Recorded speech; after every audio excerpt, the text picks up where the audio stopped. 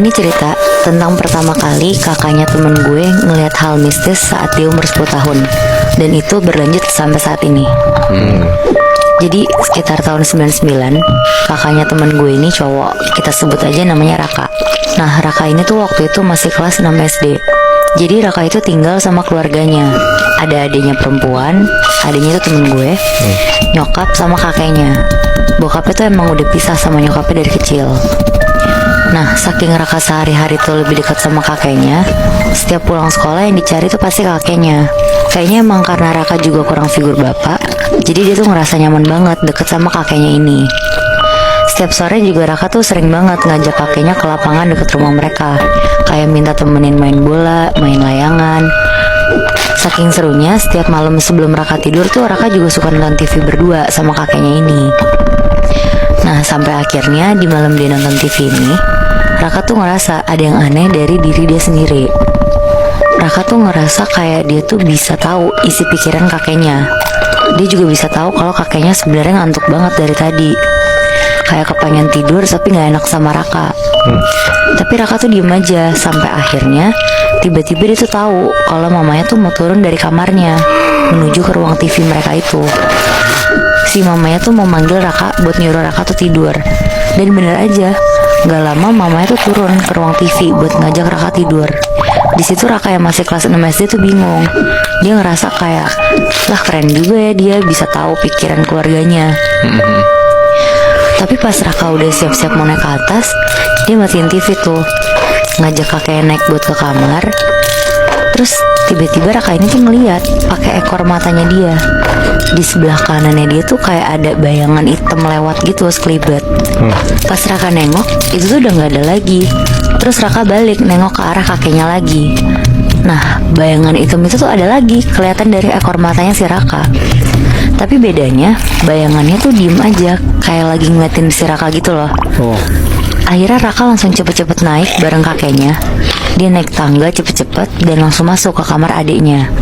Karena Raka itu tuh tidur berdua sama adiknya kan. Dan kasur mereka tuh tingkat gitu loh, atas bawah. Raka tidur di atas, adiknya tuh tidur di bawah. Terus karena adiknya udah tidur, dia matiin lampu dan langsung naik ke atas. Pas Raka lagi baca doa tidur, Raka tuh ngeliat dari bawah pintu kamarnya kayak ada kaki gitu Moebi. Kenapa dia bisa lihat? Karena pintunya tuh kayak ada celah bolong di bawahnya. Gue nggak tahu ini pintu lama atau bukan, tapi Raka tuh bisa lihat ada kaki kayak lagi diem aja di bawah pintu itu. Jadi posisi tempat tidur mereka tuh pada saat mereka bangun, mereka tuh langsung ngeliat pintu. Kebayang nggak? Makanya si Raka ini bisa langsung ngeliat di bawah pintu itu ada apa gitu ya? Iya bener Bi. Oke. Terus. Jadi karena lampu di kamar mati, otomatis si Raka tuh langsung bisa ngeliat kan bayangan di luar tuh ada apa. Karena Raka juga tahu semua orang di rumahnya tuh udah pada tidur. Jadi Raka tuh mulai takut dan dia langsung merem sampai ketiduran. Paginya Raka sama adiknya namanya Salsa, mereka siap-siap mau ke sekolah. Salsa tuh masih kelas 2 SD. Nah, Raka tuh minta anterin kakeknya untuk ke sekolah setiap hari. Akhirnya mereka bertiga pergilah sama kakeknya naik mobil. Raka duduk di depan, sama Salsa tuh duduk di belakang. Pas udah di perjalanan, Raka tuh ngobrol sama kakeknya. Dia cerita tentang pelajaran kesukaannya dia. Terus pokoknya dia tuh seneng banget deh mau masuk sekolah nanti. Nah, pas Raka mau nanya Salsa apa pelajaran yang paling si Salsa suka, Raka tuh nengok ke belakang. Tapi Raka tuh kaget banget Moebi. Dia ngeliat kalau Salsa tuh duduk di belakang gak sendirian, tapi ada sosok perempuan pakai pakaian serba hitam gitu lagi duduk di sebelah Salsa sambil kayak ngerangkul Salsa gitu. Raka kaget terus teriak bilang ke kakeknya sama Salsa, itu siapa yang di sebelah Salsa? Pas kakeknya nengok dan Salsa juga nengok, kakeknya tuh bilang, siapa sih Raka, nggak ada siapa-siapa. Salsa di situ langsung nangis karena jadi takut kan si Raka tuh ngomong kayak gitu. Seketika di situ kakeknya langsung bilang ke Raka, Raka kalau ada apa-apa jangan ngomong langsung kayak gitu ya, kan adiknya jadi takut. Raka di situ bingung banget karena pas Raka nengok lagi ke belakang tuh perempuan itu masih ada, bahkan senyum-senyum ke Raka. Raka langsung gak mau lihat ke belakang lagi dan langsung pengen cepet-cepet sampai ke sekolah. Sesampai di sekolah pun Raka langsung jalan cepet dari parkiran masuk ke sekolahnya. Selama Raka jalan tuh kanan kiri Raka kayak banyak sosok gitu loh, pakai pakaian serba hitam, jalan ngedeket ke Raka. Di situ Raka tuh jalan cepet sambil megangin Salsa biar mereka tuh jalannya makin cepet buat nyampe ke kelas kan. Pas udah nganterin Salsa ke kelasnya, Raka naik nih ke lantai 3 buat masuk ke kelasnya. Pas banget Raka udah sampai di depan pintu kelas, Raka ngeliat di sebelah bangkunya dia tuh ada sosok pakai seragam sekolah SD mereka juga, lagi ngeliatin Raka dengan posisi mukanya tuh pucat. Di situ Raka tuh langsung pindah tempat duduk karena dia tuh tahu sosok yang ngeliatin dia itu bukan temennya. Di situ Raka bingung banget, dia tuh mau nangis tapi dia juga malu kan kelihatan sama teman-temannya. Sampai akhirnya bel sekolah bunyi jam 2 siang. Raka langsung cepat-cepat keluar dari kelasnya. Dia jemput adiknya di kelas, si Salsa. Di situ Raka mau nganterin Salsa ke kakeknya yang jemput. Karena sekitar jam 3 sore Raka tuh ada ekstrakurikuler sampai jam 5 sore.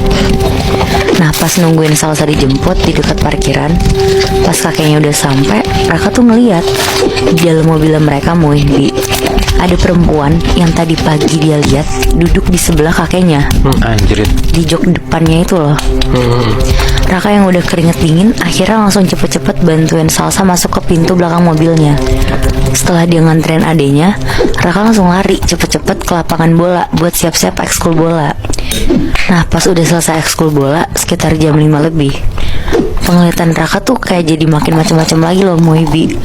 Dia tuh ngeliat kayak ada mbak-mbak Kunti di atas pohon. Pokoknya semua sosok-sosok yang dia lihat tuh semuanya ngeliatin dia. Terus dia juga ngeliat ada anak kecil berdarah-darah lagi main bola di lapangan bolanya. Anjrit. Pokoknya dia tuh makin takut sampai keringet dingin banget lah si Raka ini. Tapi dia tuh nggak berani cerita ke teman-temannya karena takut dikira gila kan.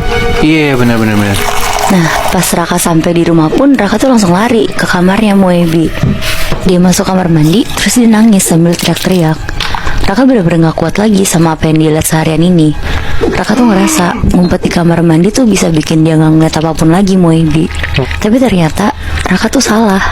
Jadi di kamar mandinya Raka tuh ada penutup tirai gitu loh buat masuk ke area showernya.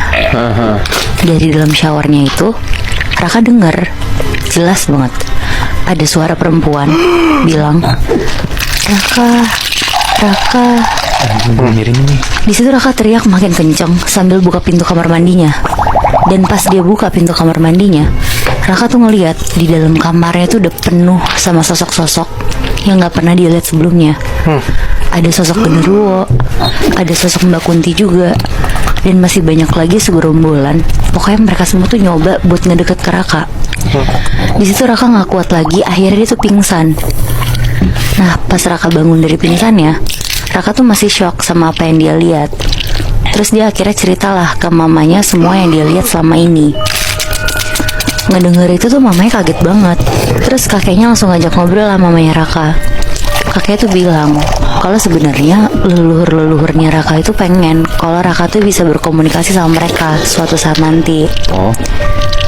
Akhirnya ilmu ini tuh diturunin sama kakeknya sendiri, dan kakeknya tuh juga nitip sama mamanya untuk bisa bantu jagain Raka. Jatuhnya Raka kayak diteror sama makhluk halus gitu ya? Iya bener Moy. Jangankan Raka sih Moy, gue yang denger aja gak kuat loh.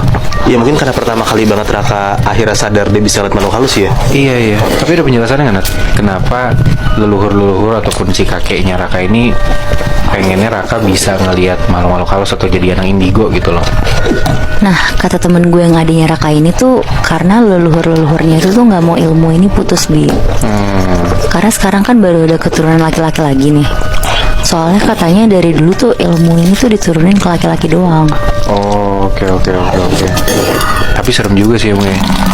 Lu baru pertama kali bisa ngelihat makhluk halus dan lu langsung digatin balik sama makhluk halus itu. Rame lagi. Ya lo gak dijelasin dulu lagi sama keluarga lo. Iya benar.